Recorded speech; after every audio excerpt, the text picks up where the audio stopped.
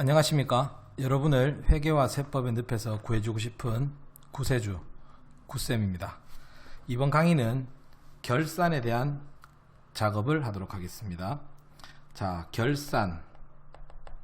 제일 먼저 여러분들은 이 결산을 왜 하는지부터 알고 계셔야지만이 이 강의를 쉽게 들으실 수 있을 거예요. 자, 결산이라는 거는 제일 먼저 재무제표를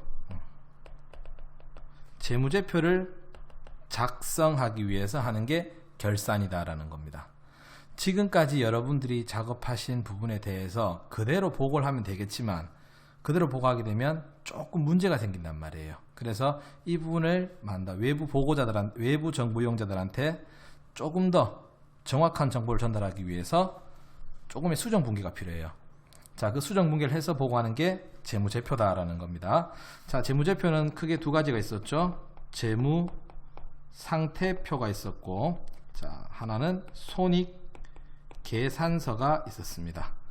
자, 재무상태표는 뭐냐? 재무상태표는 앞에서 배우셨죠? 일정 시점에 재무 상태를 나타내는 거고요. 손익계산서는 일정 기간에 경영 성과를 보여주는 재무제표 항목이다. 자, 여기서 일정 시점이라 하면 우리가 정식 명칭으로는 보고기간 종료일이 될 겁니다. 일반적으로 대부분이 12월 31일이 많을 거고요. 재무상태라 하면 자산과 부채를 말하는 거죠. 그런데 이 자산 같은 경우, 부채 같은 경우는 실제 거래 발생일에 현재 금액대로 되어 있단 말입니다. 그래서 언제 기준으로? 12월 31일 기준으로 보고하자라는 겁니다. 이 날짜 기준으로요. 대표적으로 사례를 본다 그러면 우리 앞에서 주식을 구입하면 단기매매증권이라고 배웠죠.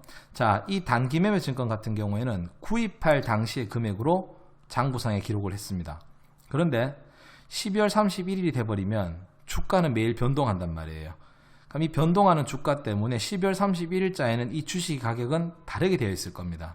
그래서 그 주식의 가격에 맞게 평가를 해달라는 거예요. 자, 그 다음에 또 하나 있는 재무제표 항목인 손익계산서가 있습니다. 손익계산서는 일정 기간이라고 하면 우리가 알고 있는 보고 기간이 될 겁니다. 그 보고 기간은 일반적으로 1월 1일부터 12월 31일이 가장 많을 거고요. 경영에 대한 성과, 뭐를 보자고요? 수익과 비용을 보고해달라는 건데 이 또한 현금을 지급한 혹은 현금을 수입한 기준으로 적는 게 아니라 무슨 기준으로요? 그렇죠. 발생 기준으로 수익 비용을 적어서 보고해 달라라는 게 손익계산서입니다. 자, 그래서 우리는 이 재무상태표, 그 다음에 손익계산서, 모든 자산과 부채는 언제 기준으로? 12월 31일 기준으로 보고하시면 되는 부분이고요. 그 다음에 모든 수익 비용은 1월 1일부터 12월 31일까지 발생한 만큼만 보고해 달라라는 게 결산의 가장 핵심이라고 할 수 있어요. 됐습니까? 자, 그러면 이제 우리가 해야 될 게 뭐냐? 자, 우리가 지금 여기 강의를 들으시는 분 중에 전산회계 강의를 들으시는 분도 계실 거고, 준비하시는 분도 계실 거고, 혹은 그냥 이론적으로 회계를 배우시는 분들도 있을 거예요. 자, 이론적으로 회계 배우시는 분들은 그냥 나중에 나오는 분계만 보시면 되는 부분이고요. 그 다음에 전산을 통해서 시험을 보시는 분들 같은 경우에는 자, 요걸 좀 알고 계셔야 됩니다. 결산하는 순서가 있습니다. 순서. 됐습니까? 순서를 아셔야지만이 이 순서대로 순차적으로 작업을 해주셔야지 된다라는 겁니다. 아시겠죠? 그래서 첫 번째 해야 될 게 뭐냐? 제일 첫 번째, 수동결산과 자동결산 항목을 구분을 해야 된다라는 거예요. 자, 수동결산, 자동결산의 차이가 뭐냐? 수동결산 같은 경우에는요, 말 그대로 여러분이 직접 계산하시고 분기까지 다 하셔야 되는 부분입니다. 그런데 자동결산 같은 경우에는 여러분이 직접 다 하실 필요는 없고 일정 필요한 자료만 전산에 입력해 주시게 되면 알아서 계산하고 알아서 분계를 다 끝내주는 게 뭐가 된다? 자동결산이라고 하는 겁니다. 자, 그래서 수동결산과 자동결산을 제일 먼저 구분할 수 있는 능력이 가장 중요하다는 거. 됐습니까? 자, 그 다음에 여러분이 수동결산이라고 결정하신 항목에 대해서는 12월 31일자로 일반 전표에 모두 입력해 주셔야 됩니다. 됐습니까? 자, 그럼 그 수동 결산을 먼저 다 하시고 나서 그 다음에 자동 결산을 하셔야 되는데, 그 자동 결산은 여러분들 전산상에 결산 자료 입력이라는 메뉴가 있습니다. 그 메뉴상에서 필요한 항목들을 입력을 하시면 됩니다. 그럼 모든 작업이 끝났다면 F3번 전표 추가라는 키를 눌러서 작업을 완료해 주시면 되고요. 그 다음에 결산의 마지막 꽃이죠. 결산서를 작성해 주시면 돼요. 제일 먼저 원가 명세서, 그 다음에 손익계산서, 그 다음에 잉여금 처분 계산서, 그 다음에 재무상태표 순으로 작업을 해 주시면 됩니다. 당연하게 모든 기준일자는 언제 기준으로요? 12월 31일 기준으로 작업을 해 주시면 되는 부분이고요. 특히 잉여금 처분 계산서에 대해서는 전표 추가라는 작업이 한 번 더 있다라는 거 잊지 마시기 바랍니다. 그럼 여러분들이 여기서 저하고 결산해서 배우셔야 될 거는 어떤 게 수동 결산이고 어떤 게 자동 결산인지는 정확하게 알고 계셔야 되겠다라는 거. 됐습니까? 그래서 저는 이번 강의에는 자동 결산 항목이 어떤 게 있는지를 먼저 설명을 드리도록 하겠습니다. 자, 자동 결산 항목에는 뭐가 있느냐라는 건데요. 첫 번째, 기말 재고액을 입력하는 게 있습니다. 기말 재고액. 자, 기말 재고액을 입력을 하게 되면 매출원가를 자동으로 계산해서 자동으로 분계를 한다라는 거예요. 됐습니까? 자, 그런데 여기서 한번 고민해 봐야 될 게, 우리가 앞에서 배웠죠. 우리가 알고 있던 매출원가라는 거 맞죠? 기초상품 재고액에다가 플러스 당기에 사왔던 상품에 대한 순매입액에 마이너스 뭐가 된다? 기말 재고액이 있다라는 겁니다. 됐습니까? 그러면 우리 한번 볼까요? 매출 원가라는 부분을 계산을 해야 되는데 굳이 하실 필요가 없단 말이에요. 왜냐하면 이미 프로그램을 만들 때 이 공식에 대한 부분은 이미 프로그래머가 다 세팅을 해놨습니다. 자, 그러면 전산이 알아서 만다 계산을 해줄 수 있다는 거예요. 근데 여기서 고려해야 될 거는, 자, 잘 한번 볼까요? 기초재고액 같은 경우야 전기 2월이라고 자료가 넘어올 거예요. 뭐라고 넘어온다고? 전기 2월이라고 넘어와 있을 겁니다. 단기 순매입액이야. 단기의 순매입액이야. 여러분들 자산 구입하면 차변에 뭐라고 분개했죠? 그렇죠. 상품이라고 자산 분개했고, 대변에 외상매입금, 현금 또는 지급어음으로 분개를 했겠죠. 자, 그럼 이렇게 자산을 구입했다면 여러분들은 뭐 한다고요? 그만큼 순매입액도 장부상에 다 기록이 돼 있을 거다라는 거죠. 결론은 이 판매 가능액, 이걸 보고 우리가 판매 가능액이라 불렀죠. 판매 가능액이라는 금액은 이미 전산도 다 알고 있다 이거죠. 근데 중요한 거는 장부상에는 기말에 현재 얼마가 남아 있는지는 알 수가 없다라는 겁니다. 왜?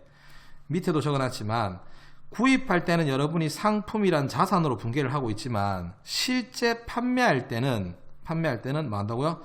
매출이라고, 상품 매출, 제품 매출이라고 수익으로 처리하고 있단 말이에요. 그러면 장부상의 상품이란 자산은 계속 증가만 하고 있고 실제적으로 장부상에서는 감소가 이루어지지 않는다는 얘기입니다. 대신에 실제 제품을 보관하고 있는 창고에서는 증가했다가 감소했다가 계속 변동상이 일어난다는 거예요. 그래서 앞에 우리 재고자산 할 때 배우셨죠? 여러분들이 해야 되는 게 뭐라고요? 그렇죠. 재고조사를 해야 된다. 맞습니까? 재고조사. 자, 그 재고조사를 통해서 여러분들은 뭐 한다고요?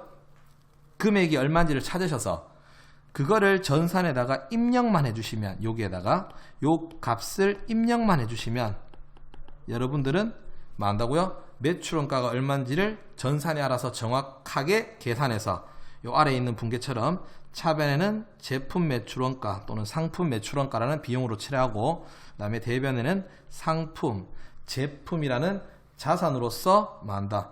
분계를 해준다라는 거죠.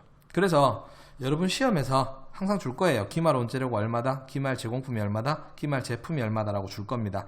그 부분에 대해서는 여러분들이 뭐 한다? 전산상에 입력만 해주시면 된다라는 겁니다. 그 값만 입력하시면 알아서 자기가 분계를 다 하겠다라는 거예요. 됐습니까? 자, 첫 번째, 기말 재고액에 대한 분계 자동으로 해줄 거고요. 두 번째 자동 결산되는 건 뭐 있느냐? 대손 충당금 설정이 있습니다. 됐습니까?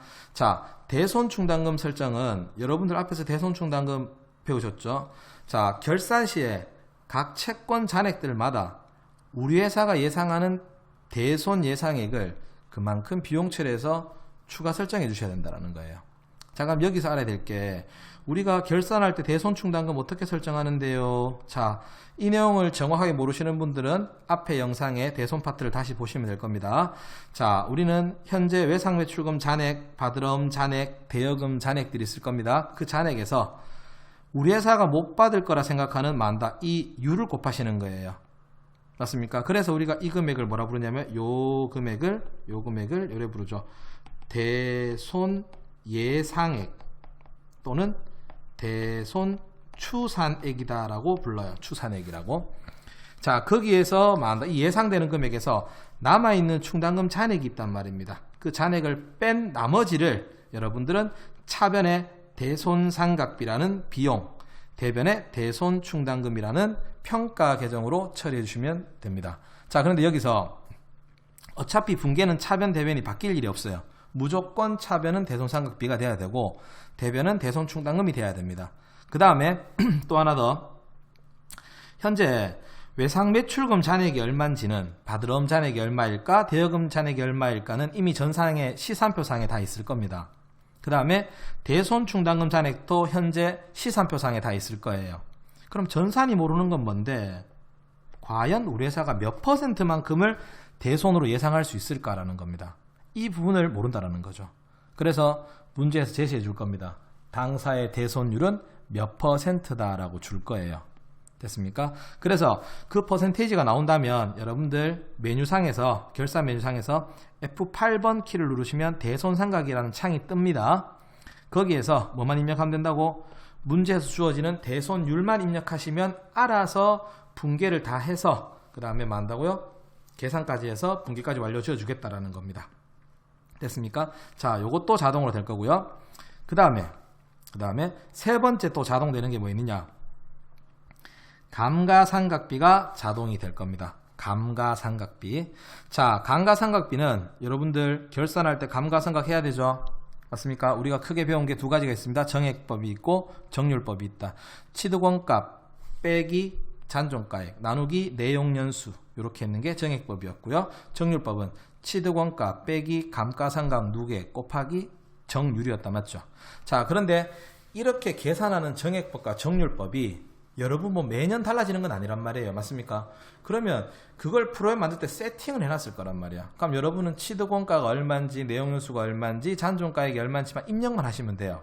맞습니까? 그러면 감가상각비가 다 계산대가 나온다는 거죠. 그래서 감가상각비를 계산해야 될 때는 직접 하지 마시고 메뉴 중에 고정자산 등록이라는 큰 메뉴가 있을 겁니다. 거기에서 주어진 값들을 입력만 하시면 됩니다. 입력하시고 결산 메뉴에서 F7번 감가상각을 눌러주시게 되면 자료를 불러올 거예요. 또는 문제에서는 거의 대부분 건물의 감가상각비가 얼마다, 차량 운반구의 감가상각비가 얼마다라는 값을 바로 주는 경우가 있을 거예요. 그러면 그 해당 날에다 감가상각비를 그냥 직접 입력만 해주시면 된다는 겁니다. 입력하시게 되면 알아서 차변의 감가상각비, 대변의 감가상각 누계액이라고 자동으로 분계가 된다는 거죠. 이 또한 여러분은 신경 쓸 거 없다라는 거. 단 감가상각비에 대한 내용은 알고 계셔야 됩니다. 그래서 감가상각비에 대한 내용이 아직 좀 미흡하신 분들은 앞에 있던 유형자산 강의를 다시 한 번 더 재시청해 주시기 바랍니다. 청취해 주시기 바라고요. 자, 그 다음에 네 번째 또 자동 결산되는 게 뭐가 있느냐? 퇴직급여 충당부채라는 게 있습니다. 퇴직급여 충당부채. 됐습니까?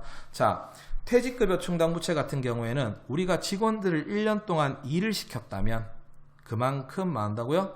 퇴직금을 지급을 해야 됩니다. 맞습니까? 그런데 우리는 실제로 퇴직금 지급은 나중에 실제로 퇴직할 때 퇴직금을 지급한단 말이에요.